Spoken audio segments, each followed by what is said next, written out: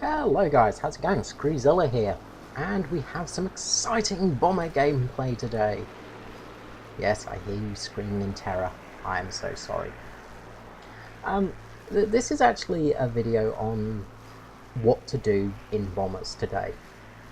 Now, first up, you see me and Crapshoot here turning off the main path. We're actually followed by Iron Bear shortly after. He was originally going to be heading towards the base, towards zoom in on the map there. Towards H14, sorry, F between 14 and 16. Now he's chosen to actually follow us instead, which turns out to be a very good choice for him. Now, what started happening is once we actually started getting a bit of a formation going as we started talking, really important. So, first thing I asked was which bases are you going for? Crapshot over there said he will take the left base, and then we'll head to the right base. I said, good, gonna keep formation then. He said, yep, awesome, great. We've got a leader. We sort of shared the role of leader in this. Iron Bear, not sure how much bomber experience he has, but really good fun player. Really nice guy. Let's just have a look, see on his player card.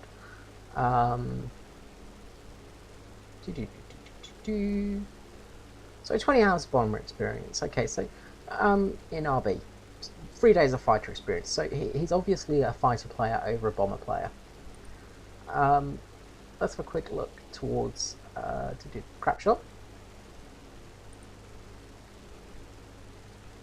Bomber, 6 days. Fighter, 15 days. So quite a bit of experience in both ends. Okay, and obviously high level as well. I didn't actually see the level of Iron Bear, sorry. Switch back to that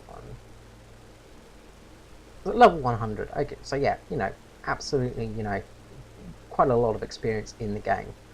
I'd imagine quite a lot of experience, sort of, a lot of good experience there. A lot of air kills, and quite a few ground kills as well, so, really good work.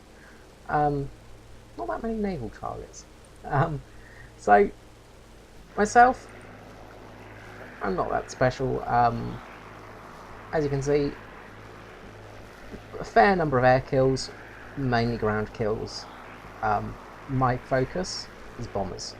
I have got some time in fighters as well, but my main gameplay is bombers. Tanks, yeah, I spent enough time in there, but generally bombers is what I play most of in realistic mode as well, in RBs. So sort of middle ground, but it's sort of obvious that Iron's not as experienced in bombers as he is in fighters, but the good thing about that is he understands what not to do, because he's taken out bombers before. Now, we've also got a Sterling over there, Arawa 1. Again, relatively new to bombing, I think, because, look, see, the card. 2 days as bombers, just grinding up the English bomber tree though. So just getting used to it, which is a really hard thing to do. Now, let's get to the actual main point of this video now. The main point of this video is to talk about teamwork. Now, ROR1 is actually over there taking out the base in the corner, far right base. That's really important because that base is a tricky one. Now this Wyvern down here, Nick 3 LR73, we asked him to actually go for the middle base, simply because it would make our run a lot easier. Now, we start losing players quite quickly. We're down 2 players, they're down 1 so far. We've got a couple of Spitfires up high, but we've got a lot of people low. And those people are going to get absolutely schwacked. They're not going to survive too long. Altitude is really important in RB. You want to keep it as much as you can. The more altitude you have, the longer it takes somebody to get up to you, basically. If they're low and they see you high, they need to climb for you. But if you're low and they're high, they can dive on you. And they can dive a lot quicker than you can climb. And they can dive a lot quicker than you can dive, especially in a bomber. You're pretty easy target. Now you'll see here, I'm following Crapshoot at around about 30 meters, or 0.32 kilometers. Now this is a good distance between planes. We're also in a loose pattern here. We're in a loose formation, but we're in a 2-2 formation, which basically means, if you look at our wings, his wings are there, my wings are there. 2-2 formation is really good. You're better off though with a 4-4 formation, or you can go with a diamond formation. Unfortunately, because of Iron Bear's initial turn to get round to us and get to this position here, he's actually lost altitude and speed. Now he's also in a Mark 1 Lancaster, same as Crapshot. I'm in the Mark 3, which little tiny difference to some speed aspects, not much difference though. Big difference is the guns. The rear guns, it's just the Crapshot there. Notice he has 4 guns at the back. I only have 2. Now you think, okay, well that's not as good. Difference is his are 7.7s, mine are 50 cals. So the back gun on mine is much more powerful, so I actually can kill stuff, which is really handy. Later on, actually, in this match, Crapshot does get a kill, which is awesome.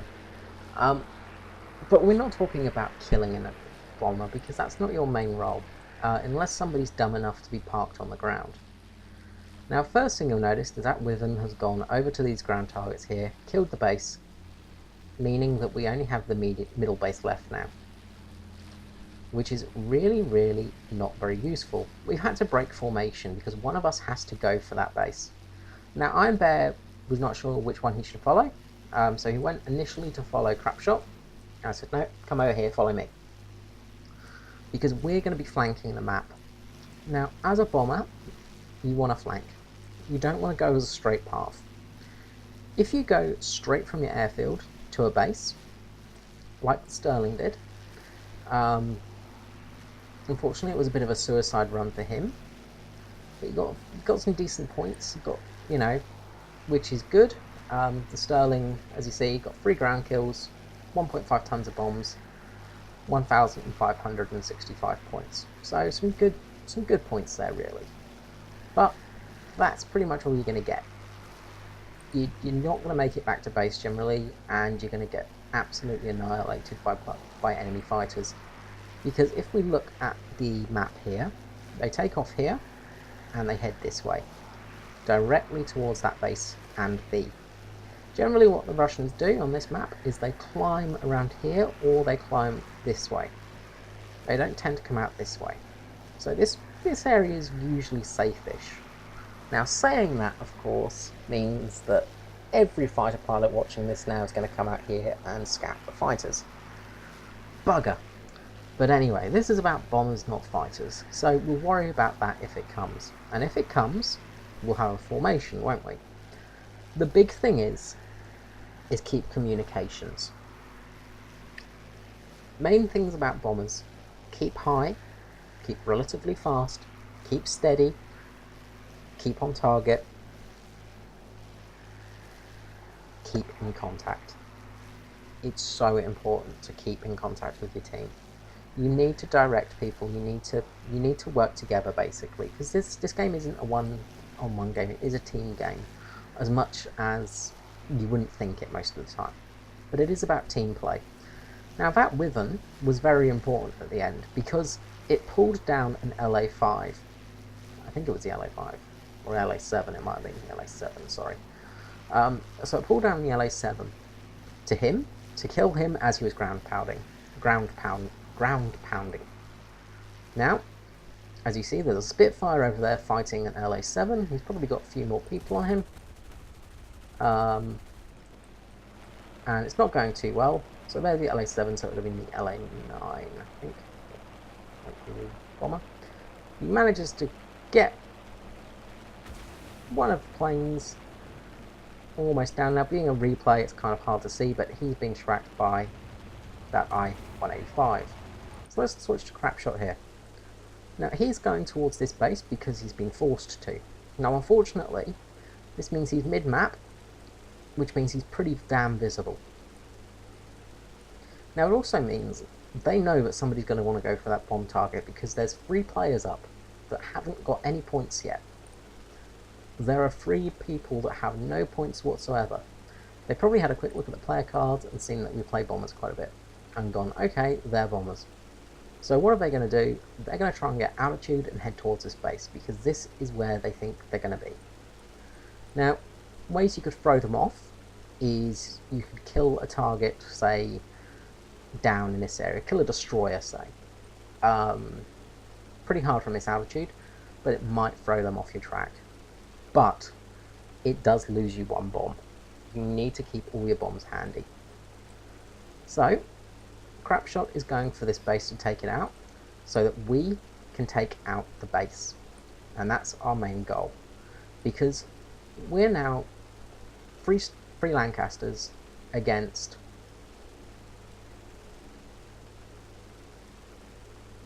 I won't recount the IL-10, 4 fighters, 1 bomber and 1 attacker. So the IL-10 and the bomber are probably going to be over there just killing ground targets, not doing much. Now, I've actually put up the anti-mech mission here. More so they can't use blind hunt on us. So if we watch Crapshot here, he's getting over the base, he's getting on target, bombs away, 3 bombs. All you need for a base in a Lancaster are 3 bombs. The Sterling, the Halifax, the Lancasters, the Canberras, they all carry bombs capable of taking out a base with 3 1,000-pound bombs. The American version of the 1,000-pounder is actually less powerful, so you need 4 of them to do it. It's the same as the plane I've completely forgotten. The Hampton. You need to use those bombs. You need to use 4 of those to take out a base because they're weaker TNT equivalents. Now, this is pretty much a suicide mission for Crapshot because he's just let them know where their location is. They know they know he's going to hit the airfield, and then they know he's probably going to try and get home. So he's going to go there and then there. So they're going to start climbing and try and get him around this section. Me and Iron Bear, on the other hand, have now got to try our best to get to that base as quick as possible, because we're quite far off still. But we need to get on target, because we need to get aimed properly, and we need to hit that base exactly right. And this is a really important thing to know, is the closer you are to the central mass, the closer you are to that sort of marker, the more damage you do. Keeping a high weapon maintenance on your vehicles, your bombers, means that your bombs are more accurate, so you get less spread. Now, when you first fly a bomber, you'll drop bombs on a base, and you'll probably hit with like 4 of them. You'll have terrible bombs, probably like 100-pounders anyway. So you'll drop, like, say, 50 100-pound bombs, and you'll do 4 damage to the base, because all the rest are scattered in around about a 5-mile radius around the countryside, killing sheep and cows and trees and shit like that. So when you get your weapon maintenance up, it means that all those bombs go where you want them to, and there's less spread. Now, you still have a bit of a spread pattern because the way your bombs are laid out.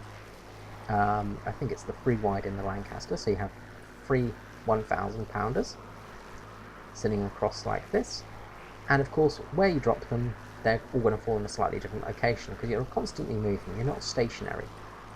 So they're all going to go in a slightly different spot. Now, as you see, Crapshot over there has taken out the base, but he's soon going to have some friends with him, which is going to be quite tough, especially for a Lancaster. it's very tricky. Now we're going to switch to my player view now. Now Crapshot over there has got an LA9, the Yak-9 going to attack him. And that thing's pretty brutal on a Lancaster. He gets hit in the tail, but he manages to save it and actually take out the Yak. Now I'm just going to switch back to Crapshot to see if we got it. There we go. So that Yak-9 gets hit in the tail and he's actually starting to descend. Now in this situation, because his tail is basically ruined, you have no aileron controls at the back. You can use flaps to actually get altitude, which is one thing that I do quite a lot when I'm in that spot. Now I'm going to switch to my bomb view, because I just want to show you here. Sorry, it's a bit fast paced now because there's two of us happening at once. So Crapshot's just killed that Yak. I just missed it, but he managed to snipe the pilot. Brilliant job. Absolutely fantastic. Unfortunately, he is going down, so he's not going to make it back to base for team medals, but he is going to get that kill.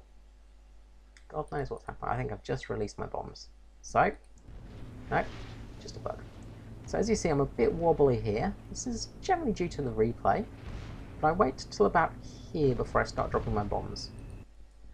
Now, what you can do is you can set a button to drop groups of bombs, and that's what I suggest when you're bombing a base. Switch to external view. As you see, because we have packs of 3, when you drop a cluster, so when you have that set, I've got it as control.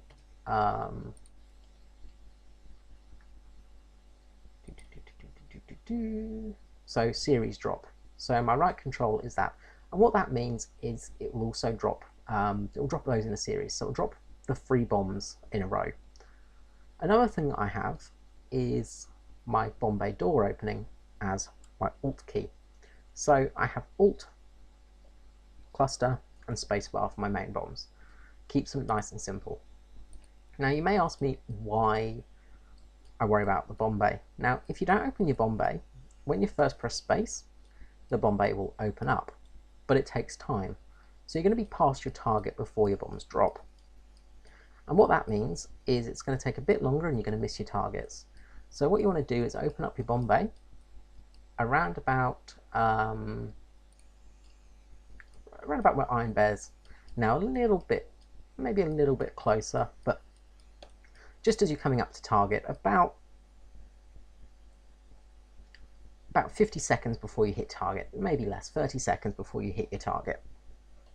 Because you need to sort of time it just right, but you want to have it open, you want to make sure it's open before you drop the bombs. So let's just slow it down here a bit. And our bombs are out, and that's all of our bombs gone. So what we're going to do is we're going to slow it down even more, and we're going to switch to free camera. Now, as you see, the bombs are going out, and they're in a line formation. Let's go a little bit faster. And what will happen is they'll start to tilt over any moment now, and they'll start to plummet towards the earth, sort of in a nosedive.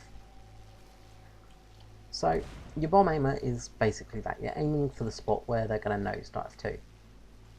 So the way bombs work, if you didn't know, is you have to arm them first, and then they have a little propeller that lets them know that they've been released. Just on the back here, you can just see that propeller. That spins around, lets them know that they're in the air, and primes them. There's a couple of different methods. There's the bombs that have timers on them, and there's also the bombs that sort of just explode on impact. Now in game we can choose to set timers or have assault fuses. Unfortunately, the way they work is the assault fuse doesn't quite work how we need it to in like tank battle, just to be a bit more fair on tankers, because it can be really annoying when you have a big bomb dropped on your head and you've got no way of counteracting it. Now, if we were to sort of completely go with that theory, we'd say, well, yeah, then, okay, spawn camping is absolutely fine, then So why isn't dropping a bomb on somebody's head fine?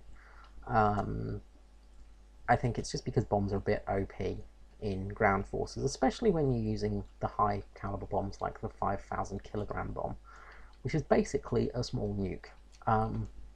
But if you drop the 4,000 pounder on a target, you're generally going to cause a lot of mayhem. Back before they nerfed bombs, I once had a kill of, I think I killed something like 4 or 5 tanks in a group on the ground with a single bomb drop. So as we're talking here, you can see my bombs are going towards target and exactly where I aimed. Now there is a bit of dispersion now because obviously, you know, things like air and wind resistance and all that does affect it. But our bombs are coming in and they're going to hit the ground, like so, and they're all hitting. I have a 2-second delay on all my bombs. So that's all my bombs out. And that is a fair amount of damage done. So I ended up doing, oh, that's not updated yet.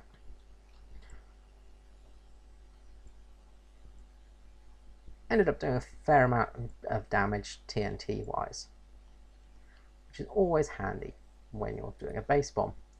So 8,609 damage TNT. So actually did more damage to the ground than crap shot. Now we've got the bombs coming from Iron Bear, and he hits. A few go wide, a few go long, but they're all good hits. And that, ladies and gentlemen, is game. Now we're just going to pop up back to my plane.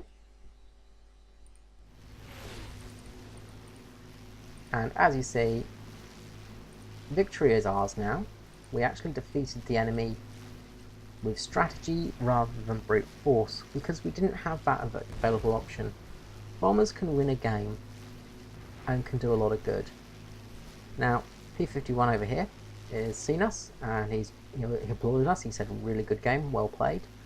A couple of the other people on the enemy team weren't so happy that we won by bombing out their base. The ticker's going down. The only thing we have to do really is survive, but even so, even if we do lose all our vehicles, we should be okay because it takes a little bit of time. Doing a little bit of showing off here, but I am doing some evasive maneuvers on this IA-185 just so he doesn't strike my cockpit basically. And that is game. So the main thing from this video is just to take away team play in bombers. It's really important. Now Iron Bear here, because obviously he didn't do as much damage to the ground, he didn't get as many points, unfortunately, because Crapshot and myself did the most damage, so he missed out a little bit. The thing is though, the top 4 planes here are all bombers. So it's sort of like, well, okay, the next plane down in the scores was that Wyvern that was attacking ground targets and bombed a base. Now, if the Wyvern had actually sort of listened to us and gone middle base, it could have helped out a huge amount. That communication and playing to the team's strengths is really important. The other thing that could have been done was those Spitfires could have followed us, and they could have worked above us, basically, and used us as lures. Bombers are very good at luring out enemies. Now, you might get on a team and have 4 bombers, 4 Lancasters, say, and you're in your Spitfire, or your Wyvern, or your Brigand, or whatever you're in, and you'll be like, oh no, we're going to lose. We've got 4 bombers, they're all fighters.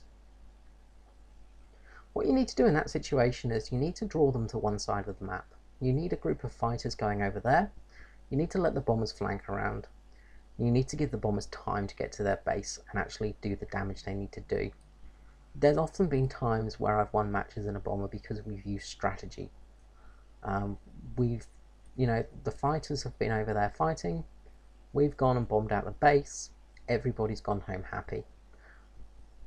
another really good thing is doing escort.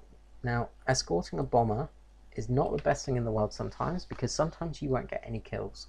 I won't lie to you, you won't get any kills in a fighter. But if a fighter attacks the bomber, they get basically blinders on, and they can't focus on anything but the bomber. So they go in for an attack run on the bomber. Now, if you're sitting above them in a Spitfire, say, you can dive on them and take them out before they hit the bomber. You play interceptor role. There's also other maneuvers that you can do. The Japanese were very good at flying at level with bombers, and what they would do is wait for the enemy to sweep in and then fly up to intercept and shoot the plane as they were coming towards the bomber. The Russians, sorry, not the Japanese. Sorry, I was getting my nations mixed up there.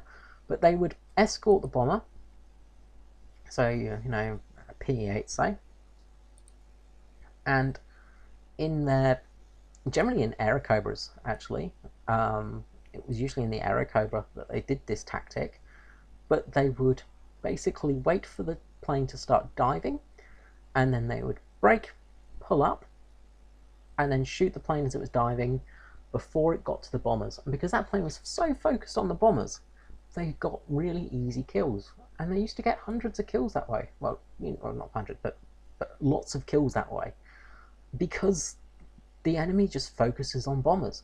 So you've got a really good opportunity there of scoring points. And you might look at a bomber and go, oh, what are you doing? Just here to farm lines. Not all of us can play fighters. I myself, I'm not very good with fast maneuvering sometimes, so I need to use my bomber for that aspect. So keep that in mind as well. Not everybody playing is as skilled as you with fighter playing, things like that. Bombers really do serve their role, and they can win a match for you. They can also cost you a match, like that happened there. Those guys should have, by all rights, won that match, but because of our maneuvers, because of our keeping together, talking, communication, and also having the enemy distracted, meant that we could get our bombs off, take their base out, and get that victory. And it also earned me a nice 90k lions, which is not bad for a day's work. I was pretty chuffed with that one. Alright guys, I hope you found this video interesting. I hope you enjoyed it, and I hope you sort of take something from it as well for next time. If you'd like any more information on bombers or bombs, or just how to use bombs or anything like that, please let me know in the comments below, and I'll try and help you out as much as I can. If you'd like a video on sort of anything bomber related, just let me know. Alright guys, I hope you have a great night, and I'll see you again soon. This is Screezilla out. Bye bye.